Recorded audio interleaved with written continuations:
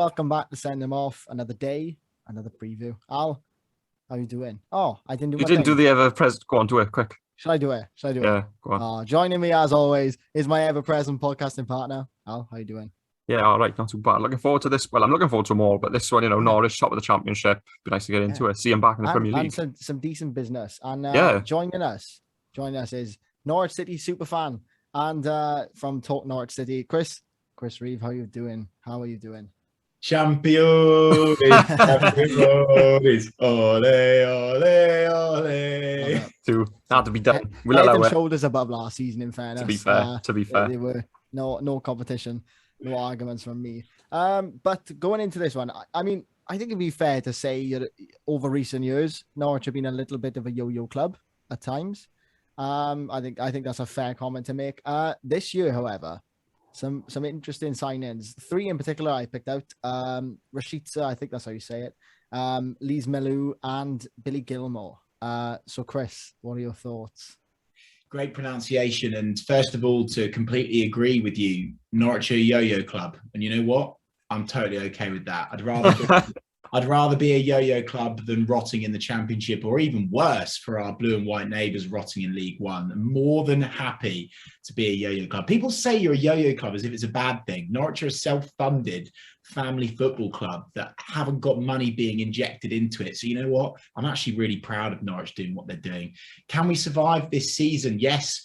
There's a good chance with those signings that you've highlighted already. Rashica looks a real top pedigree player. Norwich City haven't been able to sign those players before. Billy Gilmore, of course, signing from Chelsea is a absolutely outstanding signing for us, even though it's only on loan.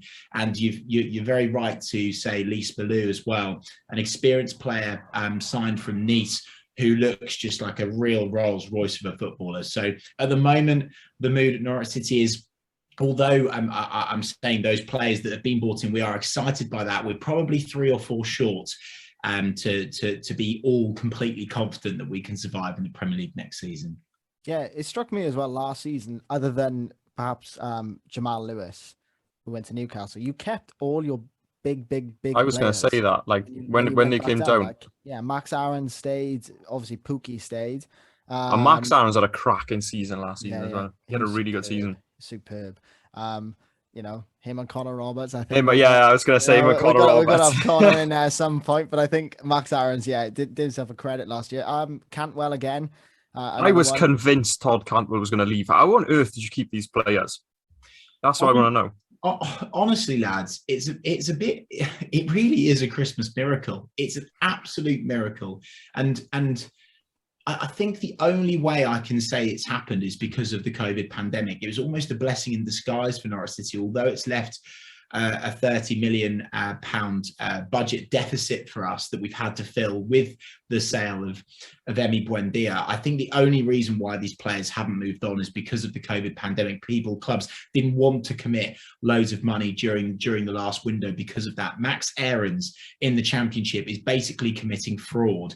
Emi Buendia, I mean, that we should have been deducted points for keeping Emi Buendia in the Championship, for God's sake. It's just ridiculous. And you're quite right to say Timu Pukki, but 2 players, I mean, you've mentioned Todd Cantwell, but another player that you didn't mention is Tim Krul, who's just the outstanding goalkeeper and, just absolutely phenomenal. So, I think it's a blessing in disguise, the reason why those players didn't move on. But at the same time, it's also, I think, almost created this perhaps some additional loyalty. You don't get a lot of loyalty in football anymore. And I think clubs like Norwich, perhaps similar to Swansea too, when players have success at those clubs, it does make them think, actually, is the grass greener? So I think that's massively paid off for Norwich City. Now we're back in the Premier League. Yeah, for sure. I mean, a couple of weeks ago, perhaps a month or so before the signings, I would almost, with all due respect, written you off. I'm not going to lie.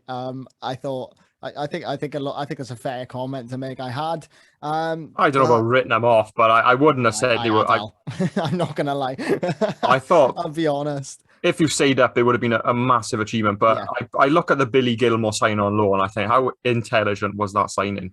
He was he played quite well for Chelsea last season. He wasn't in the team, but he played a tidy role when it came to it. But I can see him getting regular football at Norwich, and I could see I want to say sort of highest 12th, even just by having him in the team, because he's such a solid midfielder. That's a big prediction. That is a big prediction, but I just feel like he would fit the style of Norwich play. I don't know. I think well, a lot of people are basing their assumptions and predictions on Norwich City's Premier League campaign coming up based on what we did last time. But last time we simply didn't have the squad. It wasn't big enough, and we didn't have the talent defensively to stay up. This time, we bolstered our defence. Ben Gibson, who was flirting with the England team when he was in the team at Burnley prior to Norwich signing him.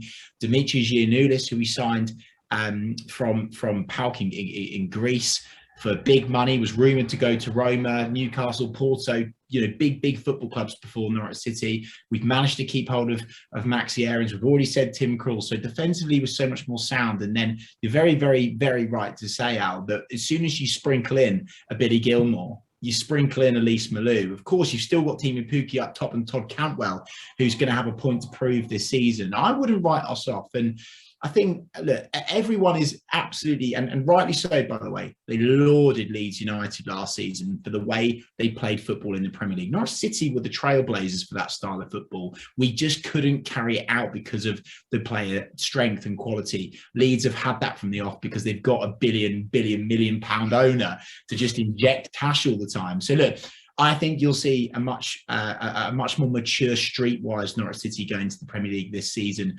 Don't write us off. If you write us off, what happens is you rock up to Carrow Road and we go and beat Manchester City 3-2. We're more than capable of beating the big boys. And of course, my yellow and green tinted glasses are on. I'm not blind or stupid enough to think it's not going to be difficult. It's going to be really, really difficult. It's a very, very, very hard start for us. But I feel like as soon as we build momentum, as soon as we've got that first win under our belt, we could really do something this season. I think there are 3 worse teams in the Premier League than Norwich City. That's the thing. That's a very good point. I was about to say it as well, and we were talking about it a little bit, like I think it was yesterday when we were recording. We were talking about Newcastle, I think it was, and how they were just flirting with relegation, but there are teams worse than them. I can certainly see, 3 teams, 4 teams, maybe 5 teams worse than Norwich this season, just on paper. It's interesting you mentioned Newcastle though, because I obviously we got the team sheet in front of us, Al, and I'm looking at this team and it's far more inspiring than I felt looking at the Newcastle team last night. Far more even when we were speaking we were speaking to TFE, and it was when we were looking at the Newcastle team, similar to how we were talking about the Arsenal team, it was sort of just sucked the life out of you. But this one kind of makes it gets you a bit excited just looking at the team. Yeah, I almost feel like Norwich have gone on a FIFA career mode spree this summer and just gone, oh, we'll have him. Yeah, we'll have him as well. Billy Gilmore, yeah, Sam, come on. Like, you know what I mean? I'm excited. Like you said, tough start, Liverpool, Man City, Leicester, some top 4 teams. Then you play 2 lower league sides in Arsenal and Watford. But if you didn't say it, I was going to say it. Tough start. But those 3, I mean, you can get a point out of that first 3. I think you're in good stead. To be fair, even if you lose all 3, I personally don't think for a team coming up who've gone down the last time they're in the Premier League, the aim has got to be nothing more than staying up, surely. Yeah, well, look, a lot of the fans believe that, but Daniel Farke has said in his press conference when he renewed his contract recently, by the way, which is going to be massive for Norwich City. A lot of people haven't spoken about that. Daniel Farke, 4 more years to continue his journey. He doesn't want to just survive. His narrative has changed from it will be a miracle to stay up to we want to do more than that this season. Yes, it's a tough start. Would I take a point? Yeah, I'd bite your hand off for it. But again, to reiterate a point, don't write us off. Because what we've got on our side is we play, I think, 2 or 3 of those games at home against those big boys. Carrow Road back, the fans are back, on the ball City absolutely raucous through the Carrow Road rafters. I would worry as a big team rocking up to Carrow Road because all of the expectations on Liverpool, all of the expectations on Man City, all of the expectations on Leicester, and that will play there with their heads. It played with their heads last time, and it will play with their heads more again. But this time, Norwich City have got a better team, starting 11, not squad, starting 11, to do some damage against those boys. I really, really believe that. I would absolutely love to see us hit 9 points for the first 3. Imagine. I would love it. I think That's dreamland, isn't it? Looking at this squad, though, I genuinely think Norwich are going to be like my Leeds last season. Like, if you could string a couple of decent, like, if you play good football, which obviously you seem quite confident that that's what you're going to rock up and do, then that is the reason I enjoyed Leeds. I didn't like Leeds when they were in the Championship. I don't think anybody did. Nobody liked Leeds when they were in the Championship. I love them. I absolutely love Leeds now. I love them. And so it's because they'll go out and they'll get the win. They'll, if they don't win, but they'll go out and have a go. And I feel like this Norwich team has got a bit of bite in it as well. Yeah. Yeah. And I feel like Norwich are going to play like that. And I'm excited for Norwich to play like that as well. They were, as I said earlier, head and shoulders above everybody in the Championship last year. Apart from Swansea. But yeah, obviously. I'm inclined to disagree, actually. Yeah, I think if we're going on football, like the football that we actually played, the quality of it, we should have finished about 18th last year. Yeah. But that's one for another day. But I don't know. If they play good football, I can see you guys becoming my second team. So look, it's risky. Going up to the Premier League, and we'll get it again. We get it every time we go up. Is little Norwich being naive, trying to play pretty football. Well, yeah. Why are you a football fan? You boys tell me why. Exactly. Are you a football fan? You want to watch the football. You want to watch nice football. Exactly. No one wants Do you know what I mean? Simple as that. No one wants to watch a shithouse 1-0 win anymore. We're bored of that nonsense. No one wants Brexit football anymore. We want flowing, entertaining football. And that's what Norwich serve up. And you know what? If we go out and attack teams and we go and lose 2-3-0, so be it. Because I want to be entertained, particularly when we've not been at stadiums. That's all I want now. Yes, Norwich will come unstuck against teams who will pick us apart because we're trying to attack the game. But that's what football is all about, right? Yeah. No, sure. It's as if you came from the Liberty, honestly, because that's exactly what we were saying all last season. Rather than just sit back and, pass the ball, we want to try and play some good football, enjoy. If we lose, we lose. Let's have a few shots on target. Let's pass the ball. Let's string some passes together. Yeah. And I totally agree with you. Absolutely. Yeah, I'm big fan of the way Norwich have sort of, the way he went down, stuck with Daniel Farke, who actually gets an honourable mention in my fantasy football team name this year, which is Who Gives a Farke. I'm very proud of that. Can I just put it out there? so proud of that. I came up with it myself, and yeah, very, very proud. Almost as good as Anya Uake a couple of seasons ago. But yeah, I'm a big fan of that. They kept with him, and they went down and they rebuilt with the same manager. It was almost like a continuation of the project. Whereas like you saw Bournemouth last year. They went down, they got rid of Eddie Howe, Jason Tyndall came in, Jonathan Woodgate came in, now Scott Parker's there now. Parker. So is it working? Because they've not gone straight back up. I think it's 100% down to keeping Daniel Farke, keeping your best players. And I'm not sure you would have kept your best players. I know you mentioned the pandemic was the reason, but if Farke had gone, they might well have followed suit. Yeah, I don't disagree at all. I think Daniel Farke would have certainly played a part of that because, if we had replaced Daniel with another manager, players are out of favour. We want to completely rip up the Norwich City way, which is this free-flowing football that we're trying to actually be proactive in games and bring it to the opposition. You're not necessarily going to do that under another gaffer, so it would have certainly had an impact. And you know what? Credit to the football club, because I was one of those fans that doubted Daniel Farke when we went down. We lost 10 games in a row. Now, for any football club, if you lose 10 games in a row, most of your fans are going to be questioning keeping the gaffer, right? Because you are just naturally going to question it. And I'm so wrong, and I'm so happy that I'm wrong. But it took real kahunas for the board to stick with Daniel Farke, to see the bigger picture, not just the immediate short and medium term, which is as far as clubs go. They thought long term. If we get rid of Daniel, we don't bounce back from the Championship. And I think it took a lot of bravery and fair play. And it's another reason why I'm super proud to support Norwich. We now have, I believe Daniel Farke is one of the longest reigning managers in the top 2 tiers of English football, which is just absolutely incredible. So yeah, look, credit to Daniel Farke. He's got a way about him. He's got a great connection with the fans, and I think in football now more than ever, you need to buy into those personalities. I think the game in general lacks passion, it lacks personality, it lacks character, and I think when you've got that at your football club, you hold on to it, because that is what gets your team over the line when you're struggling. Chris, have you been listening to our podcast all season? Because that's all we said last No. year. It just doesn't feel the same. I was thinking the same. I was thinking the same. One thing I did want to highlight though is a certain Finnish striker.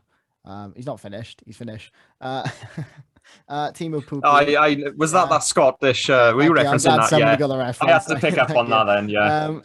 Obviously, Pukki got a bit of stick last time he was in the Premier League. Had a good start, but then disappeared. For all intents and purposes. Do you know what? He disappeared right as I put him in my fantasy team, which I still haven't forgiven him for, to be honest with you.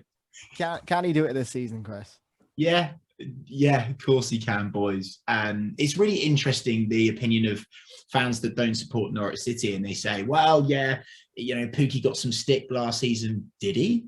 I would actually argue that he set the Premier League alight in the opening games. And for a player that, by the way, cost us £0, we didn't pay a penny for Timo. Those are the best ones, isn't it? And he ripped it up. He still got double digits in the Premier League, and we didn't pay a penny for him. Norwich's problem was that we didn't have anyone to support him. He was massively reliant on Emi Buendia feeding him the ball all the time, and he got a toe injury, right? So actually, there's a lot of bad luck in there, to be honest with you, lads. And, a striker to score 10 goals in a pretty dismal campaign for Norwich City in the Premier League, I actually think is really impressive, considering that everyone wrote him off. They wrote him off when he signed for us in the Championship, and he absolutely tore it.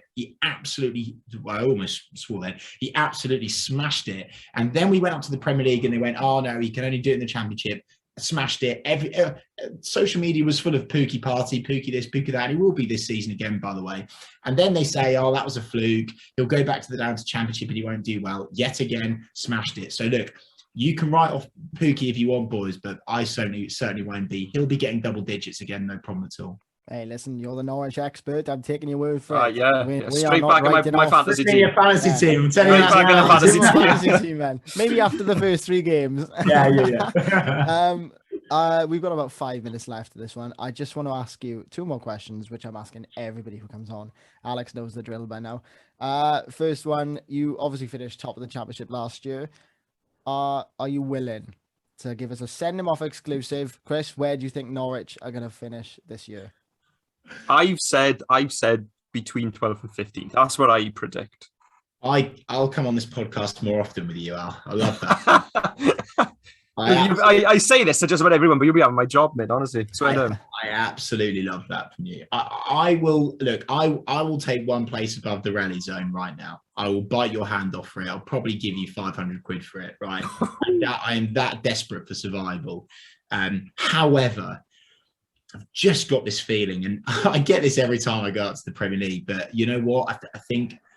Look, who knows? Maybe 14th, 15th for Norwich. But look, every single Norwich fan right now, at this present moment of recording, 4th of August, the mood in the Norwich camp in terms of the Norwich fans, we are a little bit worried about the lack of personnel. Like, we've got a strong starting 11, in my opinion, that can do damage to any team in the Premier League, particularly the big sides, because they'll be complacent against us. But we haven't really, at the moment, got a strong enough plan B. There's no Premier League backup in terms of the quality. So, yeah, to answer your question, I'll take, and I realistically would expect that we will just about survive by the skin of our teeth. But my heart is telling me that we do a little bit better than that. Oh, well, the transfer window's not closed yet. Yeah, it's not quite done yet. It's not quite done. I've got 15th down here for me. Because I think your squad is better than relegation. I think you're, like, as you said earlier, there are at least 3 teams. If Norwich do go down, it'll be because of some horrendous accidents or some bad luck. It'll be no fault of the squad. I think if you go down, it'll be the likes of what you just said in terms of personnel. It'll be injuries, which hit you, and then second string players have got to come in and Pukki's leg will fall off or something like that. I don't know. Yeah, I hope not. If he's in my fantasy team. The week I put him in last time, man. And then the second question I got to ask you is, can you pick out a star man for us? Somebody to keep an eye on, the one to watch.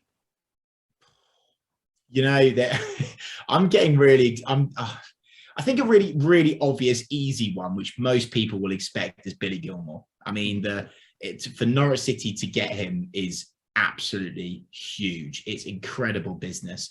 he is an obvious one. I watched him yesterday, albeit against Gillingham in a friendly, but just you can really tell that he's been hanging around Champions League winners. You really can. The twists, the turns, agility, touch. He's absolutely amazing. I'm now calling him Bisto Billy because he is a different gravy. He really is, lads. He's absolutely phenomenal. So Bisto Billy is an obvious one. But my shout, I've been laughing and joking with the Norwich fans because they're not ready to accept it yet. Pierre-Lise Malou, who we've signed from Nice, he will be one that won't get many of the plaudits, but he will be a tidy operator for Norwich City this season, and he loves a long-range shot. So he would be my man to potentially watch. But look, another player that would be an easy one to say is Todd Cantwell. Last time, 8 goals, plenty of assists as well. His assist in pre-season the other day was outrageous as well. So look, Norwich have got star men, right? But it's about how we perform as a unit if we need to survive this season, particularly defensively. Yeah, I completely agree with There we you. are. I've picked out Rashica. I have. Yeah, Rashid. I've got a feeling he might go in my fantasy team, you know? Yeah, look, Rashica could do it, right? And a lot of people are saying that. Rashica had a pretty poor season last time in the Bundesliga, which is why Norwich have probably managed to get him. I feel like he's one of these players that is either going to just absolutely blast off immediately, or it's going to take him a whole season to adapt to English football. I'm sure you guys as Swansea fans, you'll know that as well. You know, sometimes players come from abroad and it does take them a season to bed in, but when they bed in, they can really kick on. Norwich can't really afford to have that this season. We need players that can hit the ground running if we stand a chance in the Premier League. Rashica could be that man. There we are. There we go. First. Send him off exclusive. I like it. We have come to the end. Chris, thank you so much for joining us. It's been an absolute pleasure, mate. Really appreciate it. Really enjoyed. Would you like a couple of moments just to plug your socials or whatever? Tell people where they can find you. Yeah, if you want to come and watch a very, very what's going to be topsy-turvy roller coaster Premier League campaign, you can do it on Talk Norwich City, at Talk Norwich City, Insta, Twitter, Talk Norwich City on Facebook. We're even on LinkedIn now. We're everywhere. YouTube obviously is a great place to hang out. Have an OnlyFans before you know it now. So. Yeah, you know, YouTube's obviously where we're mainly hanging out. We'll be doing various different match day experiences from inside the Stadia next season, which we're really looking forward to, as well as some really, really interesting podcast guests as always. So come on over and subscribe. Lovely stuff. Awesome. Well, thank you once again, Chris, for joining us. It really has been a pleasure. Alex, I'll see you for the next season preview. Thank you guys for listening. As always, we really appreciate it. You can find us on Instagram at Send Him Off Podcast, Twitter at Send Him Off Pod, and everywhere in between if you just give us a little search. Thank you very much for listening. We'll see you next time. Ta-ra. Take care.